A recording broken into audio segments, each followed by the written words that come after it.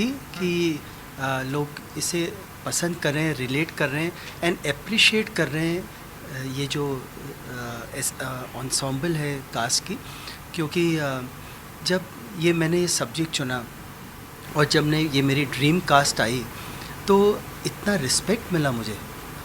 अगर आप देखो ट्रेड से भी, कमर्शियल भी, बिज़नेस होता है, आप सब जानते हो कि हाँ लोग जज करते हैं कि इतना लगाओगे इतना मिलेगा, इतना सैटेलाइट मिलेगा ये, बट वो अलग जो रिस्पेक्ट मुझे मिली, अच्छा सूरज ये बना रहे हैं, that is because I have got this talent and this talent will not do a film unless the roles are correct. तो कहीं जा कर के आई वॉज ऑल्सो हैप्पी कि may be my roles have that meet that I can get this talent on board. और जब ये सब साथ में सब लोगों ने काम किया तो यू कैन लर्न कि क्या what is acting and what is effortlessness. अगर आप देखोगे तो आपको लगेगा कि ये कोई सीन है या वाकई रोज़मर्रा के दिनचर्या वाला सीन है, अपने अपने कैरेक्टर सबके।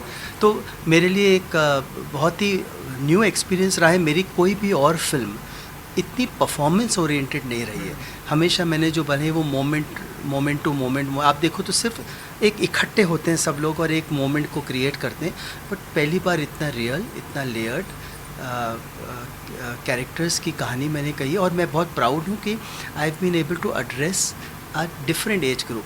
तो आज मैं बैठा हूँ तो मैं अपनी अलग हीरोइनों के साथ बैठा हूँ। मैं हूँ फिल्म में माला त्रिवेदी और मैं फिल्म की एक मोड़ पर जो आती हूँ और ये इन लोगों के साथ जुड़ जाती हूँ।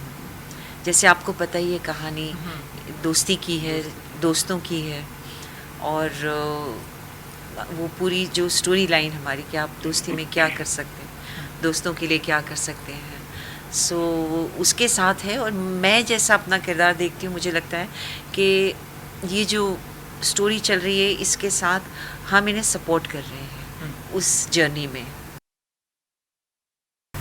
मैं ये कहूँ कि शायद मेरी छोटी से करियर में, मतलब इन लोगों के सामने मेरी सबसे यंग करियर तो मेरी है।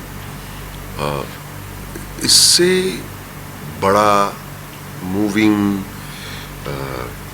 Exciting, spiritual, happy, funny experience कभी नहीं हुआ है मेरे साथ। इसलिए कि पहले तो हम जानते हैं कि हम एक ऐतिहासिक फिल्म बना रहे हैं।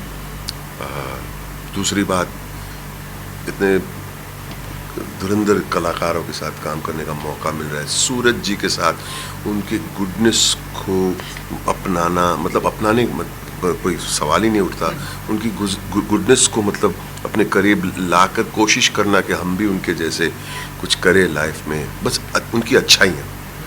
और मतलब हमारे गोद में हम जो बैठ के बातें करते थे, वहाँ की हवा, वहाँ का माहौल, वहाँ का फीलिंग, वहाँ की स्पिरिचुअलिटी और वहाँ का ये जो क्रू जो था, मतलब मैं क्या कहूँ आपको, I am missing it a lot. और ये एक्सपीरियंस, ये तजुर्बा मुझे नहीं लगता है ऐसे फिर से आएगा मेरी ज़िंदगी। जीवन जीने के लिए, गुजारने के लिए नहीं। तो आदमी जब जीवन जीता है तो हर पल इम्पोर्टेंट होता है। पर्दे, मतलब कैमरा के सामने भी और कैमरा के पीछे भी, हर कहाँ मौका मिलता है। हम अगले 30 साल तक, 25 साल तक, जब तक हम हैं तब तक हम इस एक्सपीरियंस के बारे में जिक्र करते रहेंगे, क्योंकि सब चीज़ों का सम्मिश्रण एक साथ नहीं आता है। स्क्रिप्ट बहुत अच्छा है, जिनके साथ काम कर रहे हैं वो बहुत अच्छे हैं, जो डायरेक्टर हैं, जो संस्था है जिनके लिए काम कर रहे हैं वो सब लोग बहुत अच्छे हैं। तो ये तो ऐसा मौका बहुत ही किस्मत वालों को मिलता है। राजश्री की स्थापना 15 अगस्त 1947 को हुई थी, जिस दिन देश आज़ाद हुआ था। 75 सालों में उन्होंने 60 फिल्में बनाई हैं केवल, और 60 फिल्मों में एक भी बार वो ऐसा नहीं है कि भारतीयता को छोड़ के उन्होंने कोई फिल्म बनाई है।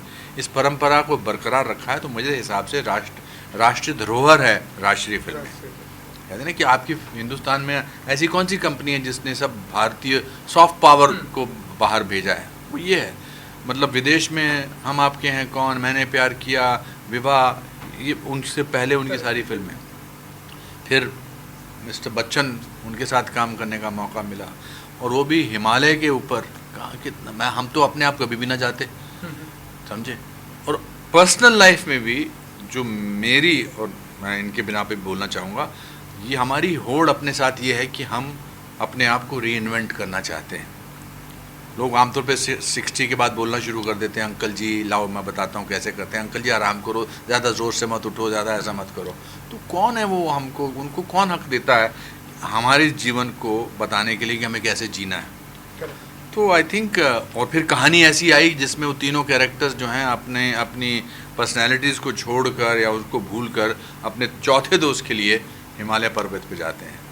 तो ये सब चीज़ों का मिश्रण है। और सूरज बरजात्या ने भी चैलेंज लिया कि मैं एक अलग पृष्ठभूमि पर मैं ये फिल्म बनाऊंगा। है फिल्म वही हंसी मजाक, आशावादिता पर है, वैल्यूज़ पर है, दोस्ती की वैल्यूज़ पर है, अपने अंदर के इंसान को, दृढ़ इंसान को खोजने की वैल्यूज़ पर है। और बहुत मज़ा आया। तो हम कैसे उन क्षणों को जाने थे, हम तो शूटिंग ख़त्म करते थे फिर शुरू हो जाते थे, ताकि हंसते जैसे कहते हैं ना, हंसते खेलते ये जीवन बीत गया इस फिल्म की शूटिंग के दौरान। वो इसका परफेक्ट एग्जाम्पल है।